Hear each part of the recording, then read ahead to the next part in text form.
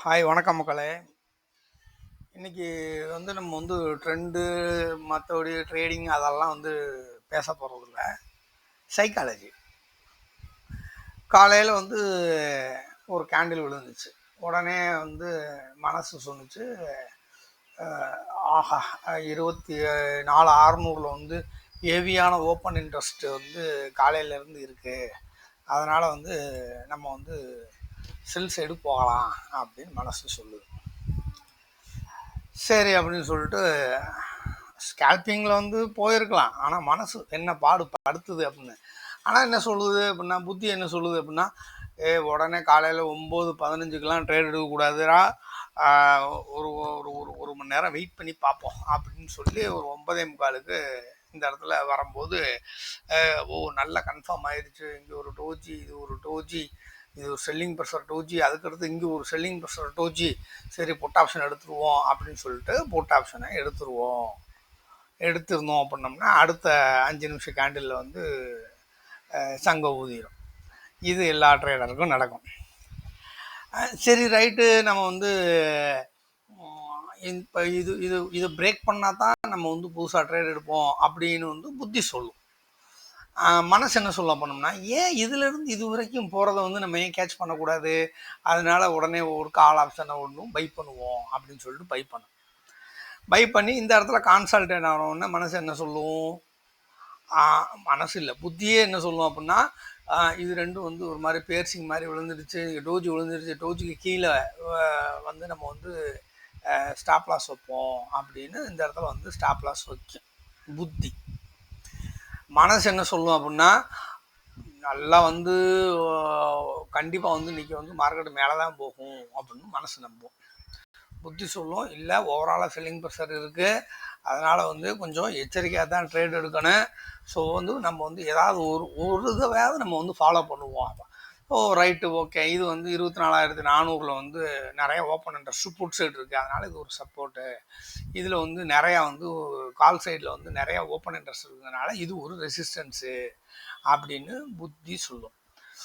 So மொத்தம் சைட்வேஸில் தான் market ஓடிக்கிட்டு இருக்குது. ஆனால் நம்ம புத்தி மனசும் ஒரு பெரிய போராட்டத்துக்குள்ளே இருக்கும். இதை ஒரு மனுஷன் கடந்து வரணும்.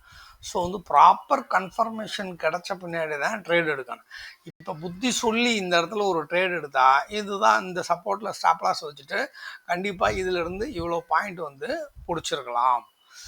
இந்த இடம் இந்த இடத்துல ஒரு ட்ரேட் எடுக்கிறோம், இந்த இடத்த விற்க பேஸ் பண்ணி இந்த இடத்துல ஒரு ட்ரேட் எடுக்கிறோம். 24,550 24,500 ஒரு ஸ்ட்ரைக்கை எடுத்திருந்தாலும் புத்தி பிரகாரம் ஆக்சுவலாக இதிலிருந்து, ஏன்னா நமக்கு தெரியும் இல்லையா, 24,600 ஹெவியாக ஓப்பன் இன்ட்ரெஸ்ட் இருக்குது அப்படின்னு 48 பாயிண்ட் நிஃப்டி மூவ் ஆனிச்சு அப்படின்னா, இந்த இடத்துல எடுத்த ஸ்ட்ரைக் நமக்கு எவ்வளோ கொடுத்துருக்கோம் அப்படின்னா ஒரு 20 பாயிண்ட் கொடுத்துருக்கோம். நியர்பை எக்ஸ்பைரிங்கிறதுனால இன்றைக்கி தீட்டா பயங்கரமாக ரொம்ப ஆக்டிவேட்டாக இருக்கும். அதனால் ஒரு 20 பாயிண்ட் இல்லை 15 பாயிண்ட் இவ்வளோ தான் பிடிக்க முடியும். ஆனால் மனசு கேட்காது, இல்லை வச்சுருப்போம் அப்படின்னு சொல்லும் இல்லையா. மனசு இந்த இடத்துல பயந்துட்டு இந்த இடத்துல ட்ரைலிங் ஸ்டாப் லாஸ் கொடுத்துட்டு 20 பாயிண்ட் கூட பிடிச்சிருக்காது. ஒரு 5 பாயிண்ட்லேயே நான் பின்னாடி ட்ரைலிங் ஸ்டாப் லாஸ் போய் உடனே ஹிட் ஆனால் போயிட்டு போகுது அப்படின்னு மனசு சொல்லும். ஆனால் புத்தி சொல்கிறத கேட்டால் கண்டிப்பாக இந்த 48 பாயிண்ட் ஃப்யூச்சரில் 48 பாயிண்ட் இல்லாட்டினா ஆப்ஷன் ட்ரேடிங்கில் இந்த ஸ்ட்ரைக்கில் எடுத்தோம்னா நமக்கு 48 பாயிண்ட் நிஃப்டி போணுச்சு அப்படின்னா ஒரு 15லேருந்து 20 பாயிண்ட் கொடுக்கும் ஆஸ் பர் மேத்தமெட்டிக்கல் கால்குலேஷனில். அதுக்கப்புறம் எந்த விதமான ட்ரேடிங்க்கான ஆப்பர்ச்சுனிட்டியே வரல. ஆனால் மனசு விடாது. ரைட்டு, மேலே போயிடுச்சு, இன்னைக்கு டச் ஆயிடுச்சு, இங்கே நமக்கு ஒரு ரெட் கலர் கேண்டில் வந்துருச்சு, ஸோ நம்ம மறுபடியும் புட் சைடு போவோம் அப்படின்னு சொல்லி புட் சைடு போயிருந்தோம்னா ஒரு ஸ்கேல்பிங்கில் வேணால் இது பண்ணியிருக்கலாம். ஆனாலும் எத்தனை பேரால் இது புட் சைடு, இந்த சைடு புட் சைடு போய் ஒரு செல் பண்ணுறாங்க இந்த இடத்துல அப்படின்னு சொன்னால், இது வரைக்கும் மேலே போணுச்சு மார்க்கெட்டு, அதனால் புட்டோட ப்ரீமியம் கொஞ்சம் இன்க்ரீஸ் ஆகும். பட் இதிலேருந்து இது வரைக்கும் இப்போது இங்கேருந்து இங்கே ஸ்டாப் லாஸ் வைக்கிறதுக்கு இங்கே ஸ்டாப் லாஸ் வைக்க முடியும். ஆஸ் பர் டெக்னிக்கல் அனாலிசிஸ்ட் இந்த இடத்துல தான் ஸ்டாப் லாஸ் வைப்பாங்க. ஒரு புட் ஆப்ஷனை கால் பண்ணியிருந்தா நிஃப்டியை பேஸ் பண்ணி இந்த இடத்துல வந்து ஸ்டாப் லாஸ் வைப்பாங்க. எந்த ஸ்ட்ரைக் எடுத்துப்பாங்கன்னா 24,600 புட் ஆப்ஷனை பை பண்ணலாம். பை பண்ணியிருந்தோம் அப்படின்னம்னா மறுபடியும் வந்து இது இவ்வளோ தூரம் இறங்கியிருக்கு. இவ்வளோ தூரம் இறங்குனுச்சு அப்படின்னா எவ்வளோ பாயிண்ட் கொடுத்துருவோம். இந்த இடத்துல என்ட்ரி எடுத்து புட் ஆப்ஷன் என்ட்ரி எடுத்திருந்தா இது வரைக்கும் வெயிட் பண்ணியிருந்தாலே 28 பாயிண்ட்டுக்கு இன்னைக்கு நாளைக்கு எக்ஸ்பைரிங்கிறதுனால இன்னைக்கு ஆஸ் பர் மேத்தமெட்டிக்கல் ஆப்ஷன் செயினோடைய பேசிக்கில் இது எவ்வளோ பாயிண்ட் கொடுத்துருக்கோம் அப்படின்னா ஒரு 15 பாயிண்ட் இல்லை ஒரு 10 பாயிண்ட் அவ்வளோதான் கொடுத்துருக்கோம். ஒரு 10 பாயிண்ட் கொடுத்துருக்கோம். 100 பாயிண்ட் போனால் தான் 55 ரூபா வரும் இல்லையா? 28 பாயிண்ட்டு 28 இன்ட்டு 0.55 போட்டிங்கன்னா அவ்வளோ பாயிண்ட் தான் அந்த ப்ரீமியம் வந்திருக்கும். இதை வெயிட் பண்ணிகிட்டு இருந்தாங்க அப்படின்னு சொன்னால் மறுபடியும் இன்றைக்குள்ள காஸ்ட்டுக்கே வந்து இது வந்திருக்கும். வந்துட்டு இன்றைக்கி அடுத்த கேண்டில் வந்திருக்கு. ஸோ வந்து இந்த மனசும் புத்தியும் மாறி மாறி மாறி மாறி ஒரு ட்ரேடரை வந்து பாடாப்படுத்தும். அதுவும் முக்கியமாக மெத்த படித்த மேதாவிகளுக்கு ரொம்ப கஷ்டம் ட்ரேட் எடுக்கிறது. ஸோ வந்து ரொம்ப ஓவராகவும் படிச்சுக்கக்கூடாது, தெரிஞ்சுக்கலாம், எல்லாத்தையும் தெரிஞ்சுக்கணும். பட் வந்து நம்மளுக்குன்னு ஒரு ஸ்ட்ராட்டஜி, நம்மளுக்குன்னு ஒரு பாயிண்ட், நம்மளுக்குன்னு ஒரு ரிஸ்க் மேனேஜ்மெண்ட், இதை வந்து கம்பல்சரியாக ஃபாலோ பண்ணணும். அப்படி பண்ணலை அப்படின்னா மனம் போன போக்கில் நம்ம போனோம் அப்படின்னோம்னா மார்க்கெட்டு நம்மளோட கேபிட்டலை காலி பண்ணிடும். புத்தி சொல்கிறதான் கேட்கணும். புத்தி சொல்லணும்னா நமக்கு ப்ராப்பரான நாலேஜ் வேணும். ஃபஸ்ட்டு ப்ராப்பரான நாலேஜ் வந்துருச்சு அப்படின்னு சொன்னால் அதுக்கப்புறமாட்டிக்கு நம்ம வந்து ஒரு குறிப்பிட்ட ஸ்ட்ராட்டஜியை வந்து ஸ்டிக்காக பிடிச்சிக்குவோம்.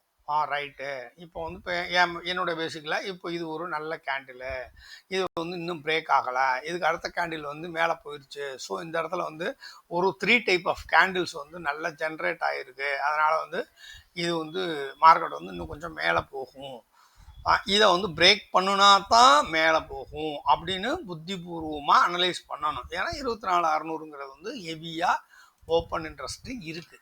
இப்போ லாஸ்ட்டாக ஒரு 5 மினிட்ஸை பேஸ் பண்ணி பார்த்தா கூட இப்போ இன்னமும் வந்து இதில் வந்து வைண்டிங் நடக்கலை, அதாவது ஷார்ட் கவரிங் நடக்கலை. இதில் ஷார்ட் கவரிங் நடக்கணும். சரி, ஒரு 10 மினிட்ஸில் ஷார்ட் கவரிங் நடக்கலை, ஆடை தான் ஆயிருக்கு. 15 மினிட்ஸில் ஷார்ட் கவரிங் நடக்கலை, நடந்திருக்கு. ஓவராலாக 15 மினிட்ஸில் வந்து ஒரு 18,900 ஓப்பன் இன்ட்ரெஸ்ட்டு ஷார்ட் கவரிங் நடந்திருக்கு. ஸோ இதெல்லாம் நம்ம வந்து புத்திபூர்வமாக பார்க்கணும். ஸோ அதுக்கப்புறம் நம்ம வந்து என்ன பார்க்கணும் அப்படின்னா பிசிஆர் வந்து நேற்றுக்கு இன்றைக்கி என்ன பிசிஆர் வந்து என்ன நடந்திருக்கு அப்படிங்கிறத நம்ம செக் பண்ணி பார்க்கணும். லாஸ்ட் ஒரு 1 ஹவரை பேஸ் பண்ணியோ இல்லை ஒரு 1 டே பேஸ் பண்ணியோ நம்ம பார்க்கும்போது பிசிஆர் வந்து நேற்று 0.50 இருந்தது, இப்போ வந்து 0.61 வந்திருக்கு. அப்போ பிசிஆர் வந்து ப்ரீவியஸ் டேலேருந்து பிசிஆர் மேலே போயிருக்கு. அப்படின்னா புட் சைடு செல் பண்ணி வச்சுருக்கிறவங்க அதிகமாக இருக்காங்க. மார்க்கெட்டு கீழே வந்து அவங்க செல் பண்ணியிருக்க ஸ்ட்ரைக்கு கீழே வராது அப்படிங்கிறதுக்காண்டி அவங்க நிறையா செல் பண்ணதுனால இப்போதைக்கு இந்த டயத்தில், அதாவது நேற்றுலேருந்து இன்னைக்கு வரைக்கும் உள்ள கணக்கில் வந்து பிசிஆர் 61 போயிருக்கு. இப்போ இதே இது 71, 81, 91 போயிடுச்சுன்னா மார்க்கெட்டை பிடிக்க முடியாது, நல்ல விதமாக ரேலி ஆகி போகும். இதே சமயத்தில் இங்கே நம்ம ஓப்பன் இன்ட்ரெஸ்ட் கால் சைடு பார்த்தீங்கன்னா இந்த 2 கோடி இருக்குது, புட் சைடு 4 கோடி இருக்குது. ஸோ க்ரீன் கலர் கோடு வந்து புட் சைடு. ஸோ இதுவும் என்ன சொல்லுது அப்படின்னா 1 டே பேசிஸில் வந்து ஓகே, புட் சைடு தான் வந்து செல்லர்ஸ் அதிகமாக இருக்காங்க. அப்போ புட் சைடு செல்லர்ஸ் அதிகமாக இருந்துச்சுன்னா அது ஒரு ஸ்ட்ராங் சப்போர்ட்டாக ஒர்க் பண்ணும். புத்திபூர்வமாக இது மேத்தமெட்டிக்கலாக நம்ம பார்க்கணும். சரி, ஓகே, இது வந்து 1 டேல. இப்போ வந்து நம்ம வந்து ஒரு 15 மினிட்ஸில் வச்சு பார்த்தோம் அப்படின்னோம்னா இப்போது நமக்கு இதை வந்து கவர் ஆகிருக்கா அப்படிங்கிறது நமக்கு தெரியுது.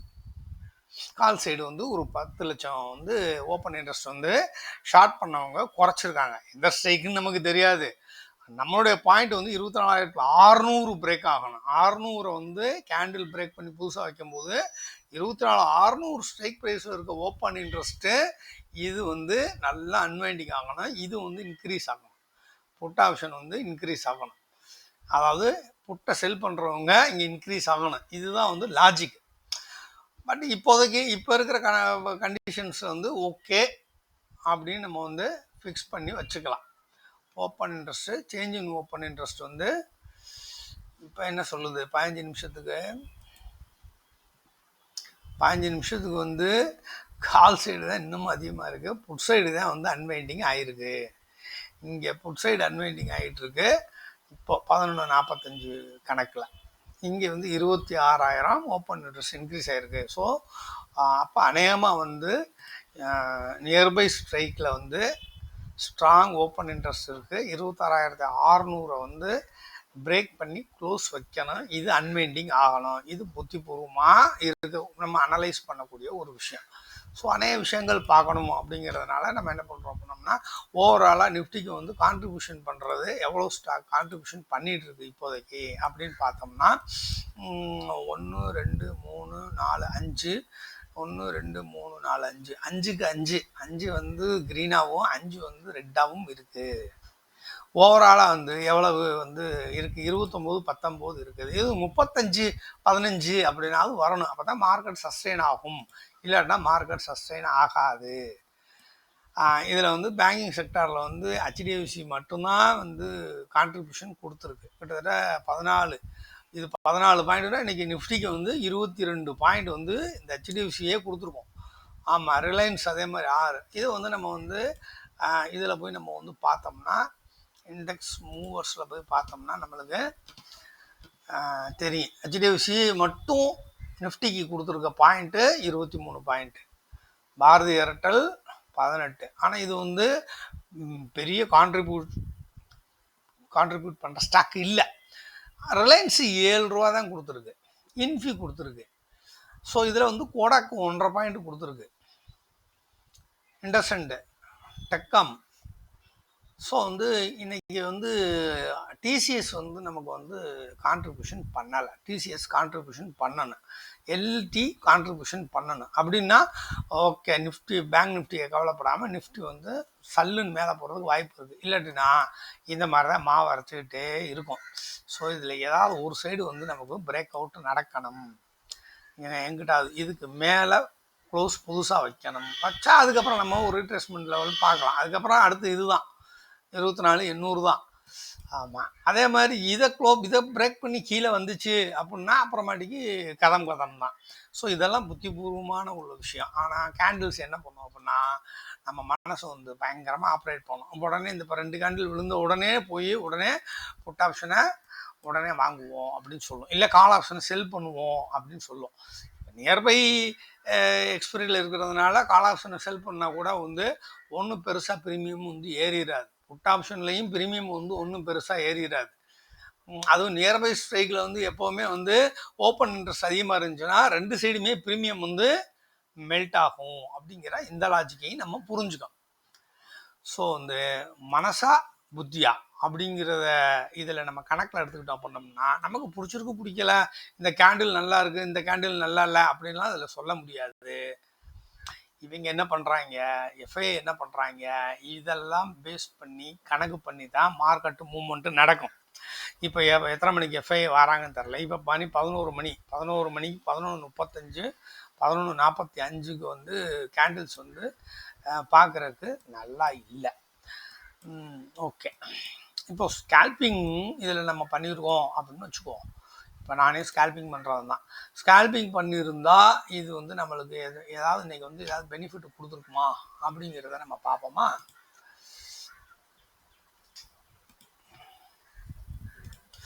ஸ்கேல்பிங், ஓகே, ஸ்கேல்பிங் வந்து ஃபுல்லாக வச்சுருக்கேன். நம்ம ஸ்கேல்பிங்கில் வந்து இப்போ பை பண்ணியிருந்தா ட்ரைலிங் ஸ்டாப் லாஸு கண்டிப்பாக டைட் ஸ்டாப் லாஸ் வந்து ஹிட் ஆகலை, ஹிட் ஆகிருக்கும். 24,583. இப்போ இந்த இடத்துல இப்போ இங்கே தான் வாங்கியிருப்போம். நம்ம இந்த இடத்துல வாங்கியிருந்தோம் அப்படின்னோம்னா கண்டிப்பாக வந்து பை சைடு அடிச்சிருக்கோம். ஆனால் சிக்னல் வந்து கிடைக்கல. இந்த இடத்துல மட்டும்தான் நமக்கு வந்து ப்ராப்பரான ஒரு ஸ்ட்ராங் லாங் வந்து இந்த இடத்துல மட்டும்தான் கிடச்சிருக்கு. ஸோ இந்த இடத்துல கிடச்சிருந்துச்சு அப்படின்னா 24,600 வரைக்கும் நம்ம ஒரு டார்கெட்டை வச்சு, இல்லை அதுக்கு கீழேயே இந்த இடத்துலையே கூட நம்ம இந்த டார்கெட்டை வந்து பிடிச்சிட்டு வெளியில் வந்துருக்கலாம். பட் ரொம்ப இன்றைக்கி ப்ரீமியம் ரொம்ப இன்க்ரீஸ் ஆகாது, நாளைக்கு இன்க்ரீஸ் ஆகாது. அப்படிங்கிற பட்சத்தில் ஸ்கேல்பிங்கில் வந்து ஒரு 10 பாயிண்ட் 20 பாயிண்ட் பிடிச்சிருக்கலாம். ஆனால் இப்போ டைம் முடிஞ்சு போச்சு. இனிமேல் இங்கே ஏதாவது நமக்கு வந்து ப்ராப்பர் சிக்னல் வந்துச்சு அப்படின்னா மட்டும்தான் ஸ்கேல்பிங்குள்ளே போக முடியும். இல்லாட்டினா மார்க்கெட்டை வேடிக்கை பார்க்க தெரியணும். ஸோ வந்து விவேப்பை பிரேக் பண்ணி புதுசாக மறுபடியும் வந்து அந்த இஎம்ஐ லைன் வந்து கீழே க்ராஸ் பண்ண உடனே நமக்கு சிக்னல் வரும். வந்துச்சுன்னா மட்டும்தான் புட் சைடு போகணும், இல்லாட்டினா கால் சைடு ஏதாவது செல் பண்ணலாம். இது வந்து புத்திபூர்வமாக லாஜிக்கலாக, அவ்வளோதான், சிம்பிள் ஸ்ட்ராட்டஜி. போட்டு எல்லாத்தையும் போட்டு இப்போ என்ன இது என்ன கேண்டில், இது என்ன கேண்டில், இது என்ன கேண்டில்.